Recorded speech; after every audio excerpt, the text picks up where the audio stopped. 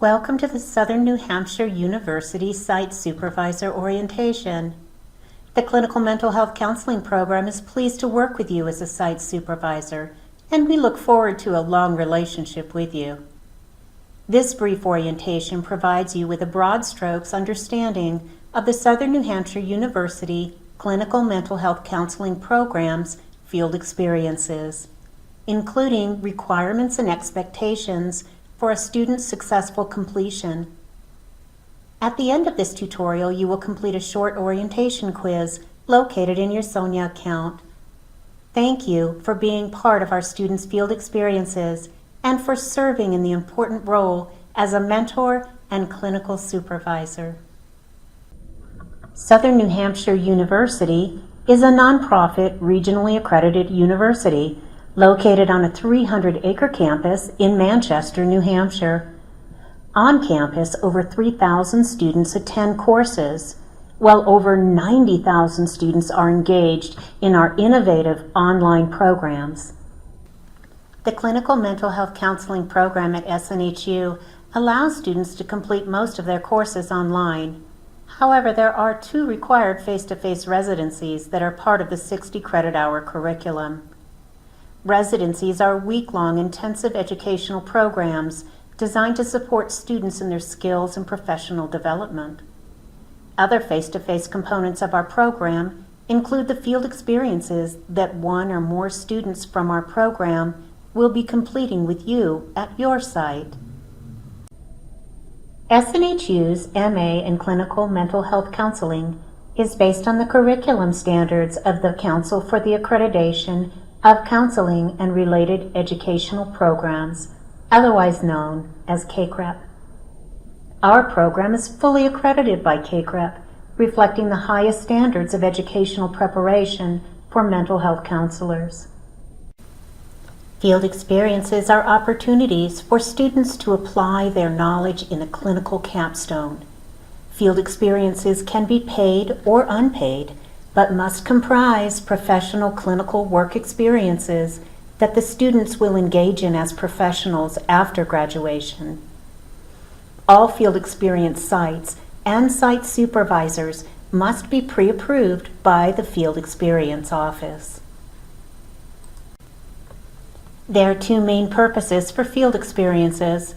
The first is to provide students with direct exposure working with clients, while also learning the administrative responsibilities of a clinical mental health counselor. The second purpose is to ensure students have experience receiving and integrating supervision for skill development, case conceptualization, diagnosis, and assessment. Before we continue, here are definitions used throughout this orientation and in other parts of the student, faculty, and site supervisor field experience. The first is site. A site is an approved location where the student completes their field experiences. The site must provide opportunities for mental health counseling to meet approval. The faculty supervisor is the SNHU faculty member assigned to your student. The faculty supervisor provides weekly video conferencing counseling supervision and is responsible for all related classroom experiences. The site supervisor is an independently licensed clinician with at least 2 years postmaster's experience who has completed supervision training and who has been approved by the Field Experience Office. In the event that you have not completed supervision training prior to accepting an SNHU clinical mental health counseling student, the program will provide the training for you at no cost. Supervision is defined as a process of helping guide, mentor, and develop a counselor's clinical diagnostic and/or case conceptualization skills. Our accrediting body, CACREP, recognizes 3 forms of clinical supervision: individual, triadic, and group supervision. Students enrolled in the Clinical Mental Health Counseling Program at SNHU are expected to attend a minimum of 1 hour per week of either individual or triadic supervision with their site supervisor. In addition to this, students attend 2 hours of faculty group supervision each week. While group supervision on site is encouraged and it counts towards professional development hours, it cannot be used to substitute the weekly 1 hour of individual or triadic supervision. Unlike other behavioral health graduate degrees, the counseling profession and our accrediting body, CACREP, is very specific about the kinds of hours students must log during their field experience courses. Required field experience on-site hours are divided into 2 categories: direct contact and indirect contact. Direct contact hours include time a student spends in face-to-face contact, providing actual mental health counseling services for a client or consumer of those services. The hours may be performed as individual, couples, family, or group counseling hours. Co-counseling and the co-facilitation of group and other counseling sessions is acceptable as long as the student maintained a comparable active role during the counseling sessions. Observations of other clinicians providing services is strongly encouraged. Observations may be counted as indirect hours, but they are not considered direct contact. Indirect hours include all other activities a student engages in while at your site. Examples of indirect hours might include observations of other clinicians, completing paperwork such as treatment plans and case notes, or perhaps engaging in professional training and clinical consultation. From time to time, students secure a field experience site in the same setting in which they work. The potential for dual relationships is likely if the student you are working with also uses your site as a place of employment.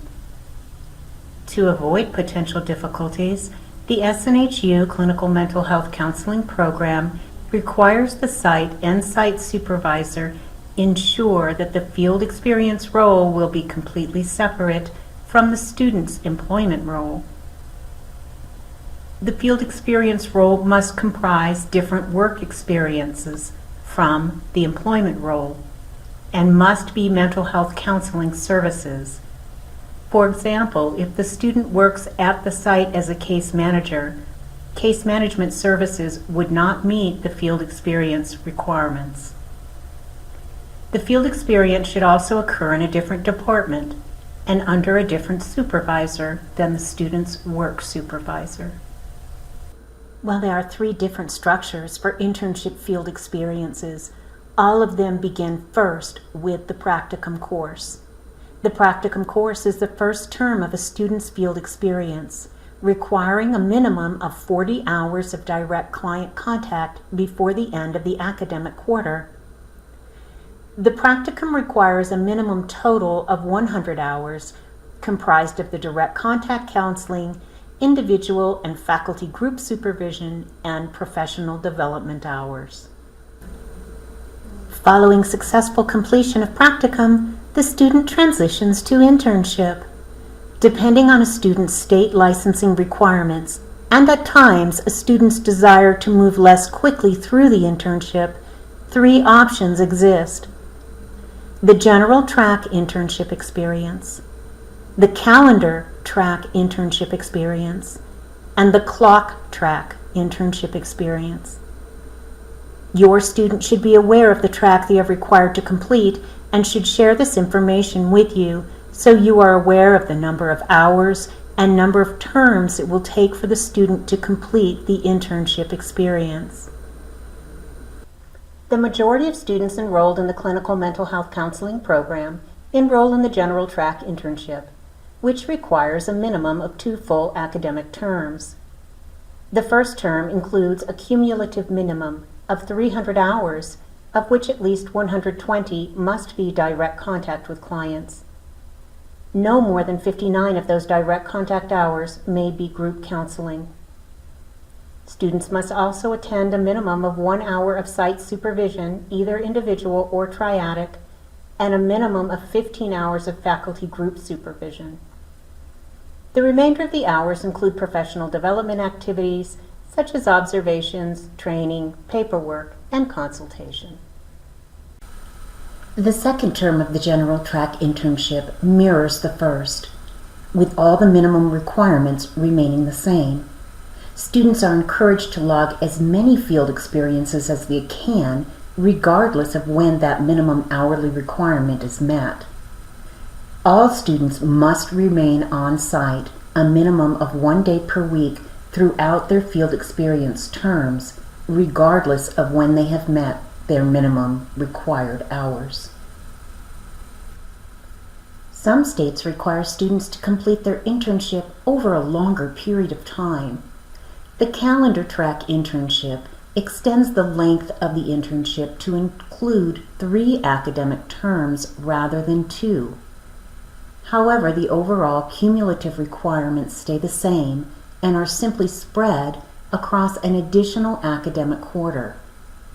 During each of the 3 terms, the student must log a minimum of 200 cumulative hours, of which at least 80 are comprised of direct client contact, and of which no more than 39 are group counseling experiences.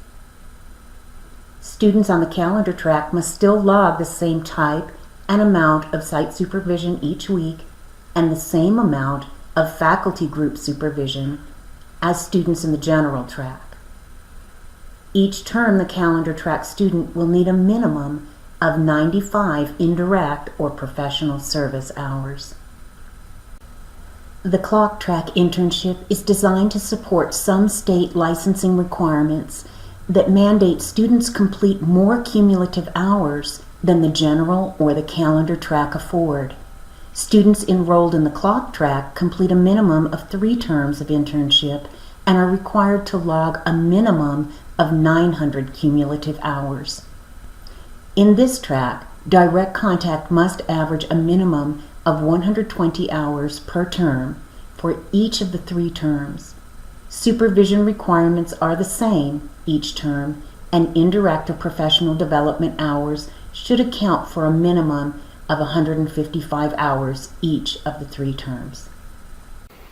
All students in internship must complete a minimum of 5 group counseling hours at some point during their internship experience.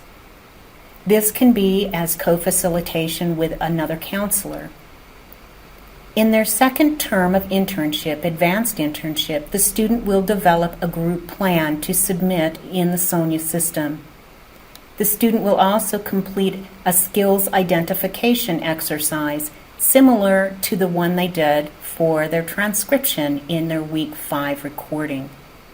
The groups do not, however, need to be recorded, and the student does not submit a recording for the group skills identification exercise. Instead, this work is submitted from memory. In some cases, students may require a continuation course on top of their required terms of internship. For example, a student, through no fault of their own, may find they are unable to log enough hours to meet minimum requirements. To be eligible for a continuation course, the deficit in hours must have been outside the student's control. The student must have been present, punctual, and prepared throughout the internship experience. If the site supervisor attests the student meets criteria and all supervision hours have been met, the student may apply to extend the internship for an additional term. For the field experience process to proceed smoothly, the student, field experience site supervisor, and faculty supervisor work together and communicate as a team. Each of these roles includes specific responsibilities and is interdependent upon the other. If the student fails to communicate with the faculty or site supervisor, adequate oversight may be lacking. Similarly, if the site supervisor or faculty supervisor fails to communicate with the student, responsibilities and expectations may be unclear. All field experience students are expected to adhere to site policies and regulations, complete their clinical and administrative duties, attend supervision, and complete their course requirements in a timely fashion. Students are responsible for managing their weekly timesheets and for requesting your approval for their hours. Regardless of the number of hours a student has already completed, they must be present at their field experience site a minimum of 1 day per week throughout each term. Finally, students are expected to uphold the American Counseling Association's Code of Ethics and Standards of Practice. The site where the student completes field experience also has responsibilities. Accepting an SNHU field experience student means agreeing to provide the student with the clinical experiences needed to complete the practicum and internship. This includes understanding that the student will be engaged in providing mental health counseling rather than other types of services. The agreement also states the site will provide enough clinical experience to meet the student's required hours and will make recording possible if allowed at your site. Students may complete an alternative assignment when placed at a site where recording is not allowed. The faculty supervisor is responsible for facilitating the student's online classroom and providing 2 hours of faculty group supervision each week. The faculty supervisor serves as the first line of communication with you, the site supervisor, and with the university. The faculty supervisor assigned to your student will send you weekly communications and is available to assist you with questions or concerns you may encounter. As a site supervisor, you agree to provide the student with 1 continuous hour each week of individual or triadic supervision, as well as to provide mentoring about the duties and roles of a professional counselor. Site supervisors work closely with the student to ensure the student is able to meet their hourly requirements. Site supervisors provide an end-of-quarter evaluation each term the student is placed under their supervision. When concerns arise about a student's performance, the site supervisor agrees to communicate with the field experience faculty member about those concerns and, when appropriate, complete formal documentation related to the concern. Likely, this is not the first time that you have heard someone mention the SONIA system. SONIA is the online learning management system that the counseling program uses to track student progress, approve hours, and complete evaluations. As a site supervisor, you've been given credentials in order to access this system and complete tasks such as approving student hours and completing evaluations. Let's take a look at how to log into the system now. To access the SONIA system, first point your browser to snhu.sonialive.com. Once you've arrived, be sure and select the correct role from the drop-down menu in the left-hand corner. Your role is as site. Then enter the username and the password given to you by the Field Experience Office in your welcome email. Generally, your username will be the email address associated with your communication with the Field Experience Office. If you run into complications, please contact the faculty member for your student, or if you're unable to reach that faculty member, you may contact the Field Experience Office. Your review of student work occurs throughout the academic quarter, during weekly supervision, as well as when the student develops their professional development plan early on in the quarter. Following their recording and transcription can be a great opportunity to review student intra-session dynamics. Of course, at the end of the quarter, students receive summative feedback for the academic term. The final evaluation at the end of the term is known as the Counselor Developing Competency Scale, or the CDCS. You may submit this evaluation through your SONIA account anytime after week 8 of the 10-week quarter. Completion of the final evaluation each term is required. Students may not pass the course until the final evaluation is completed. Students will need to be trained to understand how to respond to emergencies in your setting and using the protocol established by your site. This is an intense learning experience for the students, and many of them will be seeing clients for the first time. Students can become overwhelmed when faced with client emergency situations. Clear understanding about how to respond and when to respond in an emergency will help reduce the potential for student anxiety. If you are working with a student who will be providing home or community-based services as part of the practicum or internship, please see this training specific to safety protocol for those services, and/or ask the student's faculty supervisor to help you locate and access the training. From time to time, a student may not be meeting professional, clinical, or ethical expectations.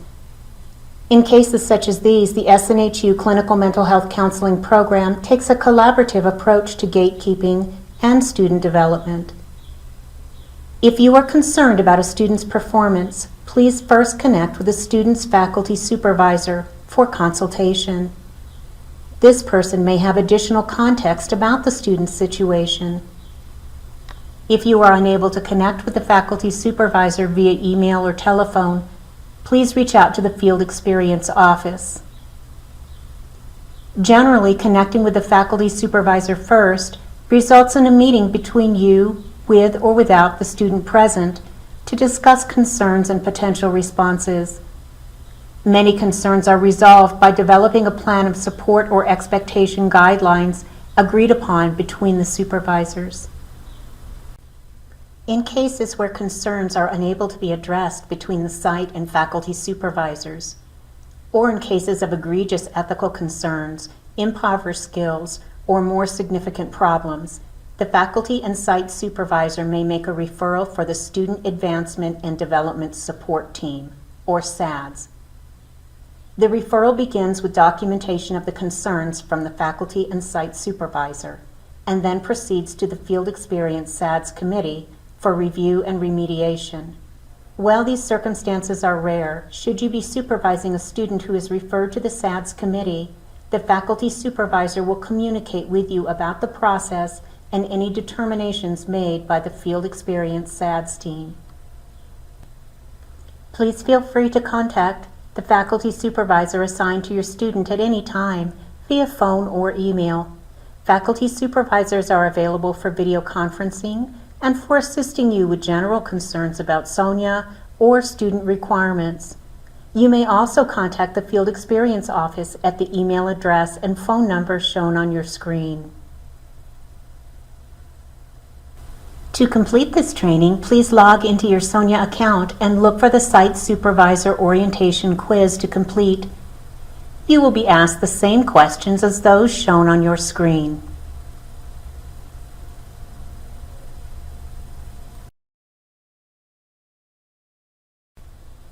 Thanks again for working with the Southern New Hampshire University Clinical Mental Health Counseling Program and with one or more of the students enrolled in our program.